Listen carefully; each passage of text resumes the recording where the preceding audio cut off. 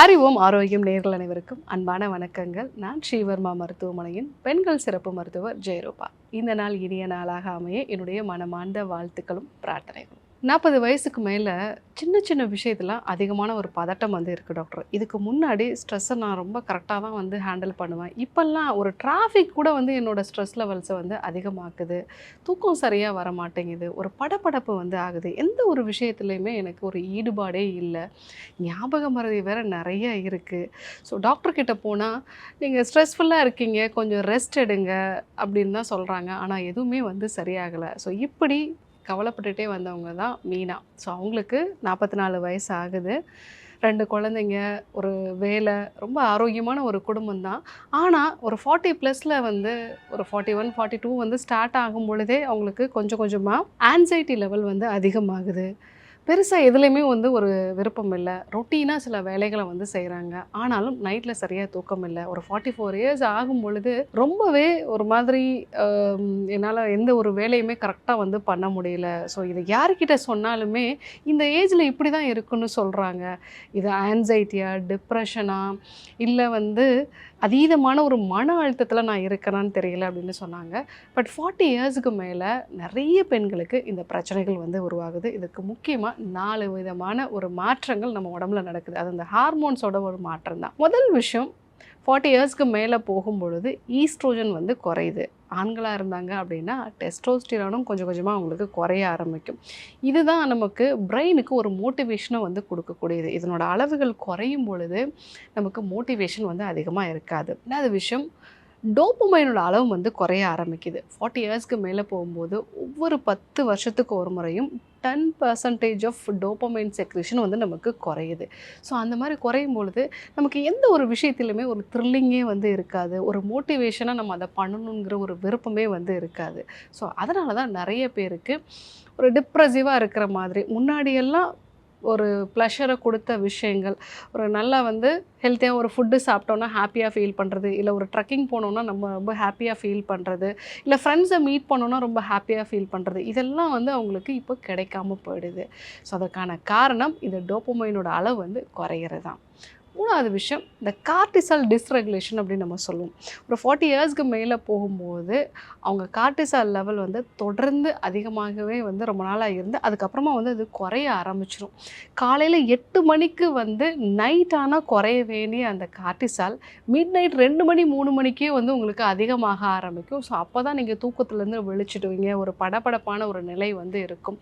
So இது நம்மளுடைய உணவு முறைகளாலும் வாழ்வியல் முறை மாற்றங்களாலும் வரக்கூடிய விஷயம். இது நிறைய 40 ப்ளஸில் இருக்கிறவங்களுக்கு தான் இந்த பிரச்சனை வந்து வரும். கடைசியாக பார்த்தீங்க அப்படின்னா, நம்மளுடைய குடல் வந்து கரெக்டாக இல்லாததுனால, அங்கே இருக்கக்கூடிய பாக்டீரியா வைரஸஸ் வந்து கரெக்டாக இல்லாததுனால லீக்கி கட் உண்டாகி நியூரோ இன்ஃப்ளமேஷன் அப்படின்னு நம்ம சொல்லுவோம். நம்மளுடைய நரம்புகளில் வந்து ஒரு இன்ஃப்ளமேஷன் உண்டாகுது. இதனால் சின்ன சின்ன விஷயத்துக்கெலாம் நம்ம ரொம்ப இரிட்டேட்டடாக வந்து ஃபீல் பண்ணுவோம். ஒரு விஷயம் நம்ம நினச்ச மாதிரி நடக்கலைன்னா நம்மளால் அக்செப்ட் பண்ணிக்கவே முடியாது.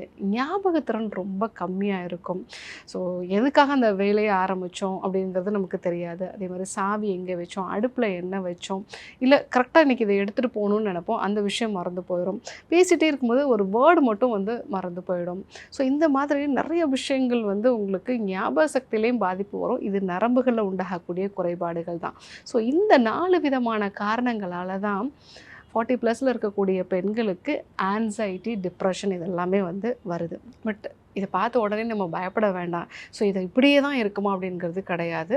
ஸோ இந்த சேஞ்ச் வரும்பொழுது நாம் நம்மளுடைய உணவு முறை மாற்றங்கள், வாழ்வியல் முறை மாற்றங்கள் இதன் மூலமாக நம்ம சில விஷயங்களை மாற்றி அமைக்க முடியும். நான் நிறைய பேருக்கு சொல்கிறது உண்டு, 40 வயசு வரைக்கும் நீங்கள் உங்கள் உடம்பை பார்த்துக்கல, மனசை பார்த்துக்கல அப்படின்னாலும் அது நார்மலாகவே இருக்கும். 40 வயசுக்கு மேலே நீங்கள் உங்கள் உடம்பை பார்த்துக்கிட்டா தான் அது உங்களை பார்த்துக்கும். ஸோ அந்த கண்டிஷன், அந்த ஒரு டிரான்ஸ்ஃபர்மேஷன் வந்துருச்சு அப்படின்னாலே நீங்கள் ஆரோக்கியமான ஒரு நபராக வந்து மாறிடுவீங்க.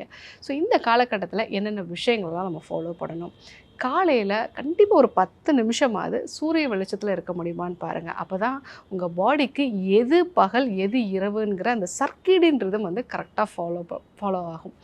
ரெண்டாவது விஷயம், கண்டிப்பாக ஃபெர்மெண்டட் ஃபுட்டு டெய்லியுமே எடுத்துக்கோங்க. மோர் எடுத்துக்கோங்க, நீராகாரம் எடுத்துக்கோங்க, ராகி கூழ் வந்து எடுத்துக்கோங்க. இல்லை நம்ம வீட்டிலேயே உப்பு போட்டு ஊற வச்ச ஊறுகாயாவது வந்து எடுத்துக்கோங்க. அதிக காரம் இல்லாத நார்த்தங்காய் ஊறுகாய், இல்லை எலுமிச்சை ஊறுகாய் இதெல்லாம் உங்கள் குடலை வந்து ஆரோக்கியமாக வச்சுருக்கும். இதன் மூலமாக உங்கள் உடம்புக்கு தேவையான செரோட்டோனின் எல்லாமே வந்து குடலில் தான் வந்து சுரக்க ஆரம்பிக்கும். ஸோ இந்த ஒரு விஷயம் உங்களுக்கு சப்போர்ட்டிவாக இருக்கும். 3வது விஷயம், காலை வேளைகளில் நல்ல புரோட்டீன் இருக்கக்கூடிய உணவுப் பொருட்கள் வந்து எடுத்துக்கோங்க. ஸோ இது வந்து உங்களுடைய எனர்ஜியை கரெக்டாக வச்சுருக்கிறதுனால நீங்கள் சின்ன சின்ன விஷயத்துக்கெல்லாம் டயர்ட் ஆக மாட்டீங்க.